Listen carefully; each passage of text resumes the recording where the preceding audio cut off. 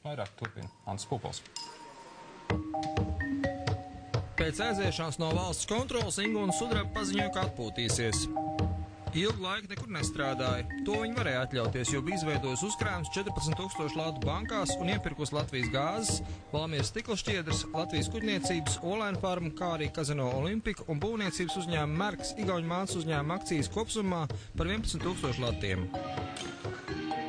Brīvajā laikā Sudraba varēja sastapt pasākumos, kur pulcēs ļaudis, kurus kā Krievijas ietekmes aģents pieminējis Satversmes aizsardzības birojas. Citās sanākšanās Sudraba bija manām uzņēmēji Druvis Kultis, Ati Sausnīši un Ivars Strautiņa sabiedrībā.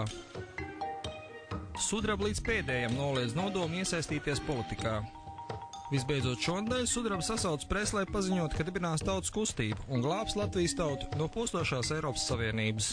Domājot par to, kāpēc Latvija nedzīvo tā kā savās mājās, kāpēc tauta nedzīvo kā savās mājās, kas ir tas svešais, nepareizais, ko mēs šeit darām, kas nav mūsu.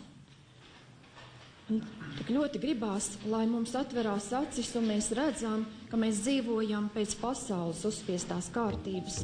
Tomēr joprojām politiķi turpina apgalvot, ka partijas nebūs. Viņi neko nevadīs un par to, ar ko kopā ies, neko nezina. Vienīgais, kas Sudrabai ir skaidrs, ka parlamentārā sistēma nekam neder. Partijas ir sliktas, bet cilvēkiem jāapvienojas un jāpārveidojas. Kļūsim brīvi cilvēki.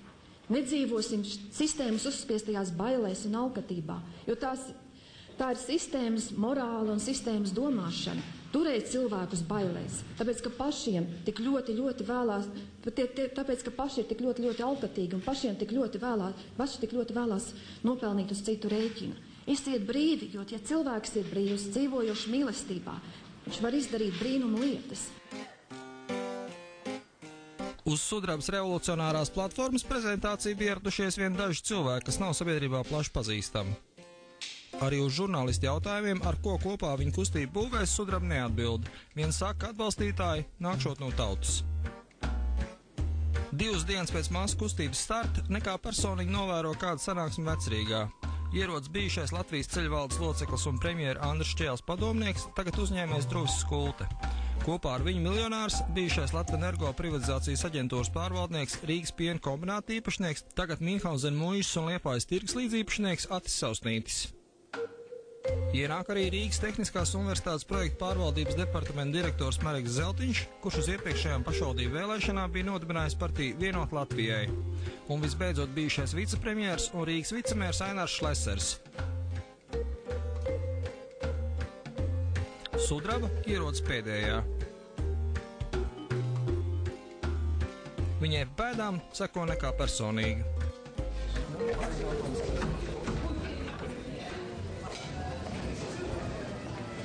Ceru, kā palīdz? Jā, tas man brauc masā. Tad viņiem protams ies. Es pareizi jau pusi gāju. Nu jā, kā sajauc ar to. Labdien! Es jūs ilgi netraucēšu, viņai bija apsīties, ka jūs šeit dibināt to partiju. Uz to. Lai jums garšīgs pusdienas. Visi vietās. Darba grupas pusdienas ievelks 3 stundas.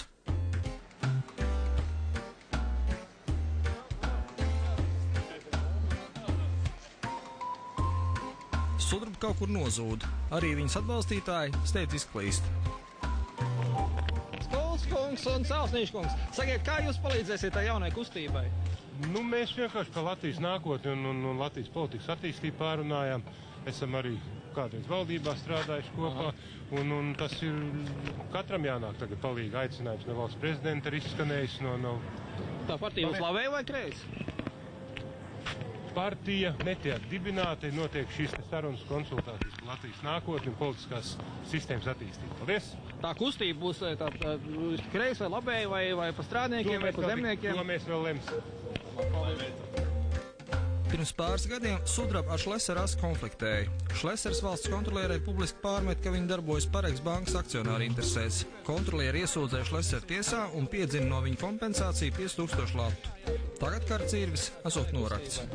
Mēs ejam, Jā, tur. Ar Sudrabas kundzi mēs satikāmies pirmo reizi un apspriedām situāciju valstī, apmainījāmies ar viedokļiem, jo viņi ir pieņēmusi lēmumu par kustības uzsākšanu, uz ko viņi arī aicina cilvēkus, un tā kā vienoti Latvija patreiz ir viena no tādām partijām, kas aktīvi kustās un grib kaut ko darīt Latvijā, tad bija nepieciešams apspriesties, kādā veidā šīs kustības Latvijā nākotnē var sadarboties. Kā jūs palīdzēsiet jaunajai kustībai? Ņemot vērā patreizējo situāciju valstī, kad Latvija palikusi bez valdības, laikā, kad ir ļoti daudz reģionālās partijas, kuras vēlas aktīvi piedalīties lielajā politikā, tad es esmu pieņēmis lēmumu palīdzēt šai konkrētai partijai, vienoti Latvijai, jo šī partija ir dibināta Latgalē. Vēlāk sazvanīt, Sudraba pieturas pie labi iestrādātas taktikas. Visu acīmredzamo noliegt. Tikšanos viņa nesot organizējusi, ar Šleseru partiju kopā neveidos, tāpat vien atnākusi, viņa aicinājusi visu Latvijai politiķis Mareks Zeltiņš, kuram neskādēļ līdz ieradušies Šlesers, Strautiņš un Skulti, ar kuriem viņai nesot nekāda sakara. Lai jums garšīgs pusdienas. Līdz šim notika